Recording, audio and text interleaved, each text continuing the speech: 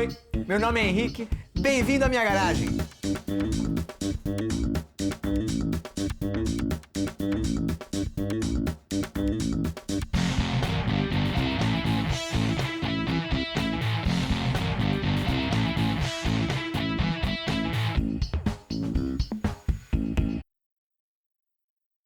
Estocar carnes e frutas era uma tarefa árdua até o século XIX.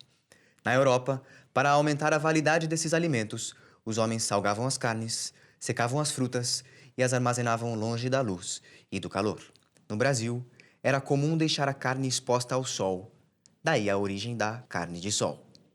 No decorrer do século XIX, o desenvolvimento tecnológico e científico transformou o cotidiano de europeus e norte-americanos. A energia elétrica e a produção do aço alteraram profundamente a atividade industrial. Além disso, os conhecimentos trazidos pela microbiologia, bacteriologia, bioquímica, farmacologia e medicina contribuíram para o combate às doenças e para a conservação dos alimentos. Dentro desse contexto, a primeira geladeira doméstica foi criada. Mas como as geladeiras funcionam? O funcionamento de um frigorífico baseia-se em 3 princípios. Primeiro, o calor transfere-se das zonas quentes para as zonas frias. Segundo, a pressão é proporcional à temperatura, ou seja, aumentando a pressão, aumenta-se a temperatura. E terceiro, os líquidos absorvem calor quando evaporam. É o que acontece quando colocamos álcool sobre a pele e sentimos uma sensação refrescante, pois para evaporar, ele usa nosso calor. Existe um material na geladeira responsável pela refrigeração. Esse material chama-se refrigerante. Não esse refrigerante. Os refrigerantes que usamos na geladeira fervem à temperatura ambiente. Vou dar um exemplo do que acontece com a água. Agora, ela não está fervendo, porque está sob muita pressão.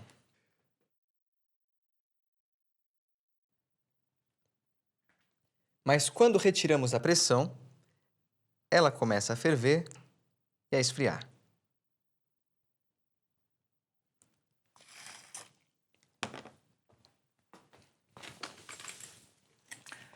Na geladeira, o refrigerante entra por este tubo onde evapora. Esse gás frio é bombeado pelas paredes da geladeira, onde absorve o calor do seu interior. Ele não acrescenta frio, mas absorve calor. O frio é a ausência de calor. Ao absorver o calor, o refrigerante fica mais quente e passa a viajar pelo compressor, que é um tipo de bomba que aperta ou comprime o gás. De lá, ele viaja por um tubo de canos da parte de trás da geladeira, chamado condensador, que pega o calor absorvido da comida e coloca-o para fora da geladeira.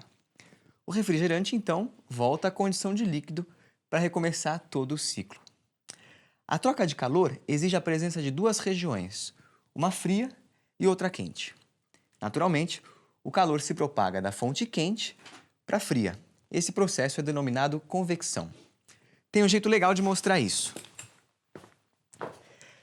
Usando uma caixa de madeira com 2 orifícios,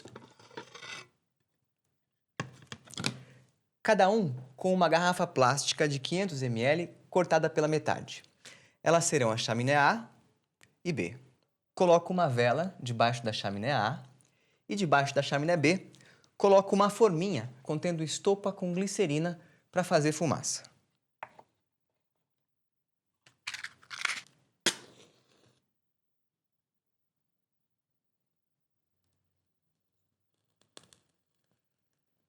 Na parte frontal da caixa, insiro um pedaço de vidro plano para ver o que acontece lá dentro.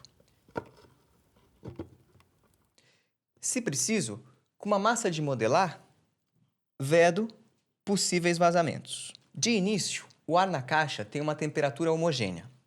Acendendo a vela, ela aquece o ar ao redor da chama. Aquecido, ele sai pela chaminé A.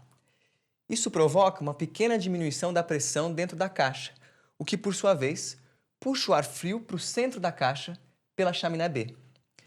Como podemos ver pela fumaça produzida pela glicerina, esse esquema de diferentes temperaturas gera um movimento do ar na caixa que alimenta continuamente a vela, impedindo que ela apague por falta de oxigênio.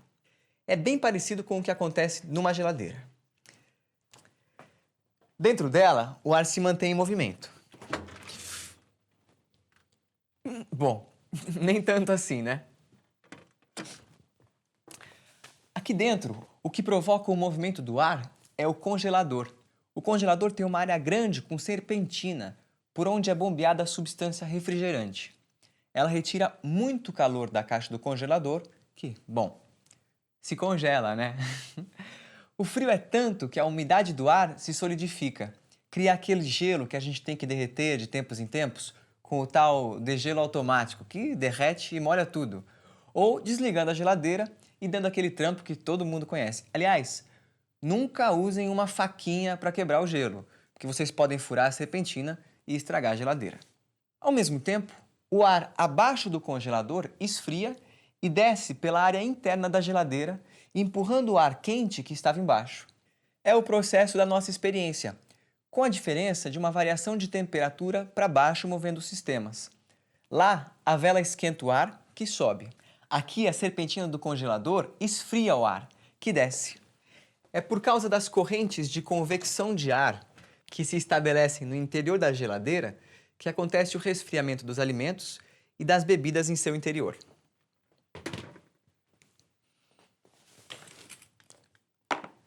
E no caso do sistema frost-free, o que acontece?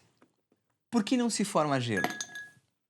Porque ele tem uma resistência que fica ali, que esquenta e impede a formação de gelo. Parece bom, né?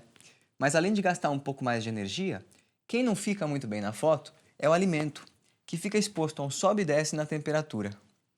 Você pode achar meio complicado, mas imagine como era na época em que existia um vendedor de gelo que todo dia vendia um barrão de gelo de porta em porta.